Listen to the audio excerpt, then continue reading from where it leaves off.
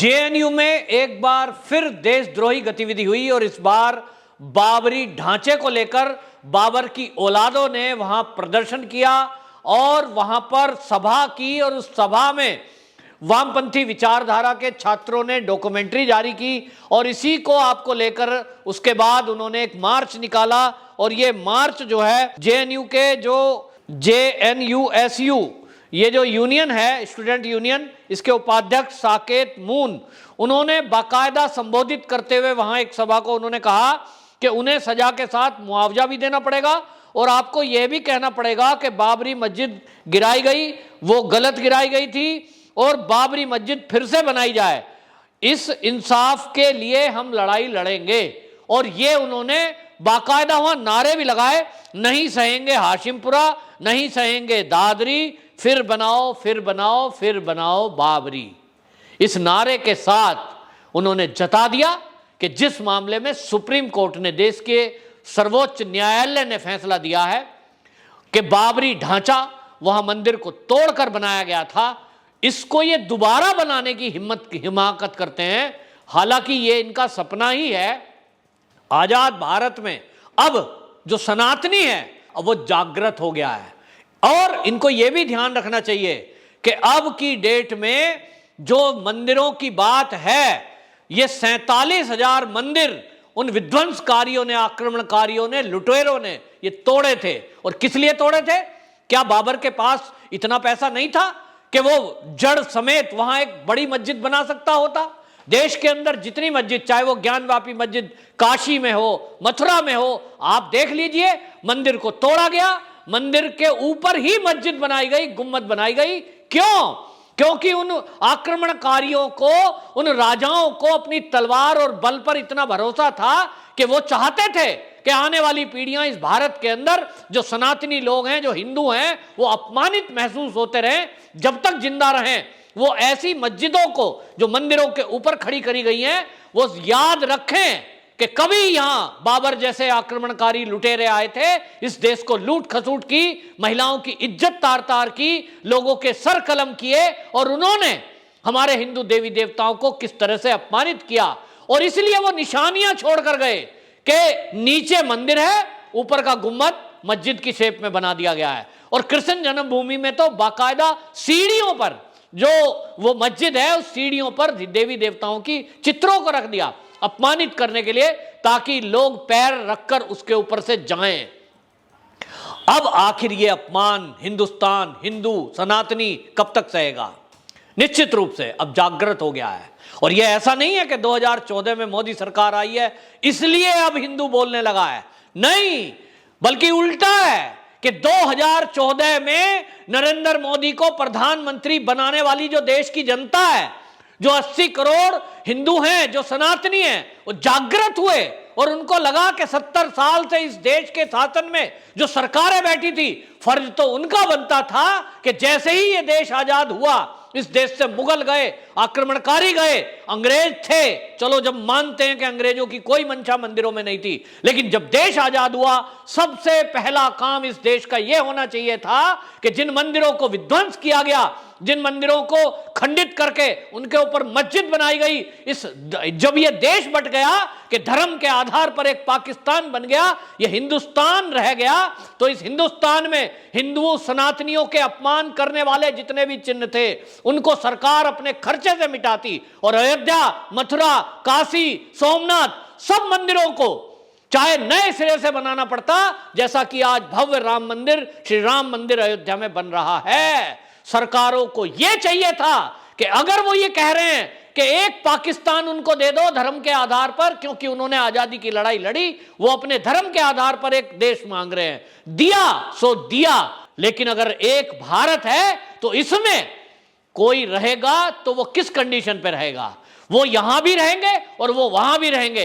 ये जो दोगली चाल हिंदुओं के साथ, सनातनियों के साथ छल किया गया, और इसीलिए देश के सनातनियों को जागृति हुई और इस जागृति के कारण जब हिंदू समाज उठ खड़ा हुआ 2014 में, सनातन संस्कृति को मान्यता देने वाला, प्रेम करने वाला, भगवान में आस्था रखने वाला सनातनी शिव भक्त नरेंद्र मोदी को देश की जनता ने, सनातनियों ने प्रधानमंत्री बनाया है।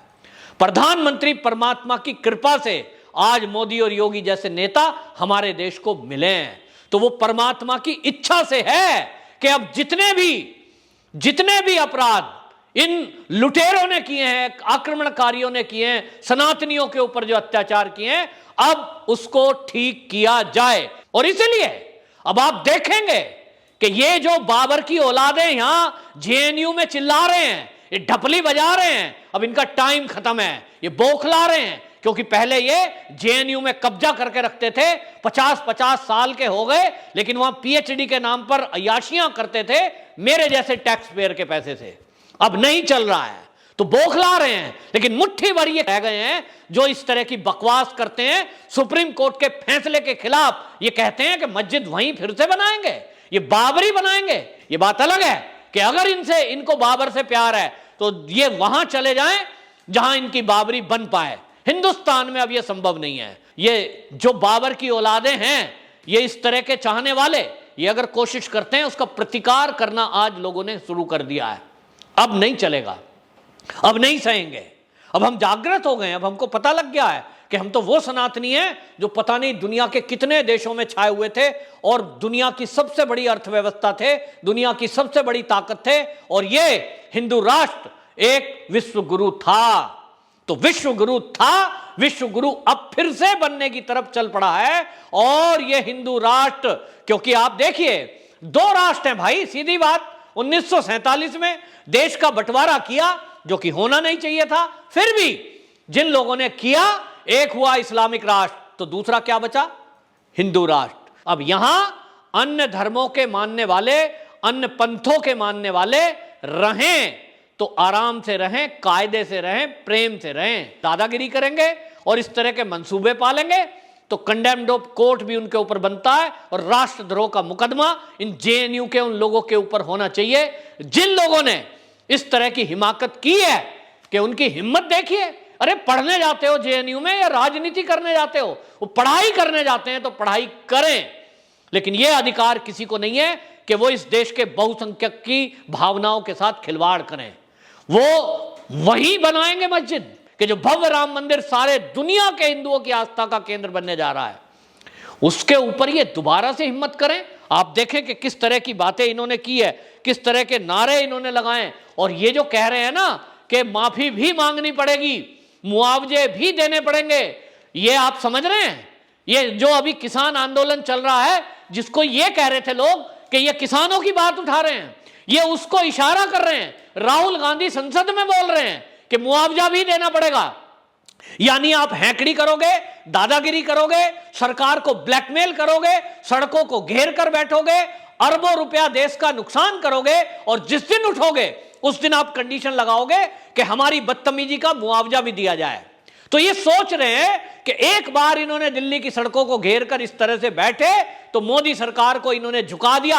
अब ये सोच रहे हैं कि सीए के नाम पर हम फिर इसी तरह की बदतमीजी करेंगे, फिर कहीं शाहीन बाग बनाएंगे। तो ये समझ लें, अब देश की जनता जागृत है। पुलिस कानून व्यवस्था देखती है, वो सरकार का और पुलिस का काम है, लेकिन अब इस देश के सनातनी जागे हैं। अब कोई शाहीन बाग बनाने की हिमाकत सोच भी मत लेना, क्योंकि आप एक्सपोज हो चुके हो। आपने शाहीन बाग बनाए, जिन लोगों को लग रहा था कि छोटे छोटे बच्चे मांग रहे हैं आजादी, हमको चाहिए आजादी, उनके मुंह से कहलवा रहे थे। जिन बच्चों को यह नहीं पता कि आजादी और गुलामी होती क्या है।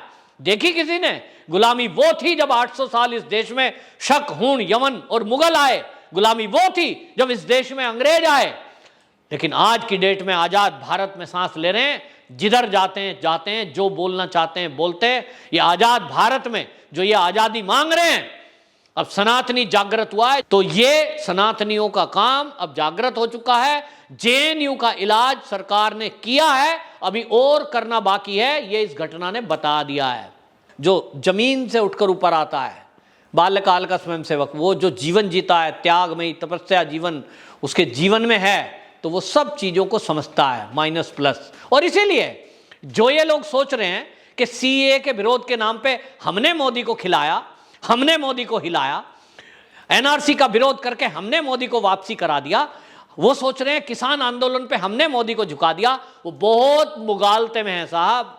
तो भैया ये सनातनी सरकार अब आई है और जो जिम्मेदारी, जिनको जिम्मेदारी उत्तर प्रदेश की है, क्योंकि अयोध्या का मामला आया है, ये कोर्ट की अवमानना का मामला आया है कि अगर सुप्रीम कोर्ट से यह फैसला हुआ है कि मंदिर हिंदू वहां बना सकते हैं और वो बन रहा है, तो किसी को भी इस देश के अंदर बहुसंख्यक समाज जो कि हिंदू सनातनी है उसका अपमान करने का, उसको आहत पहुंचाने का, उसकी भावनाओं को आहत पहुंचाने का अधिकार किसी को नहीं दिया जाएगा।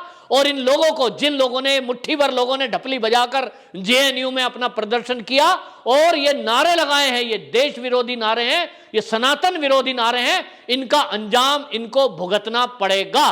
न्यायपालिका से ये मजबूर किया जाएगा, न्यायपालिका से गुहार लगाई जाएगी कि ऐसे ये जो आंदोलन जीवी लोग हैं, ये जो देशद्रोही लोग हैं, ये सनातन द्रोही लोग हैं जो हमेशा हिंदुओं को अपमानित करते हैं, ये वामपंथी विचारधारा अब इस देश में बिल्कुल नहीं चलेगी। और जो मीडिया वाले इनको साथ देकर हीरो बनाने में लगे हुए थे, अब उनका भी इलाज सरकार करने जा रही है।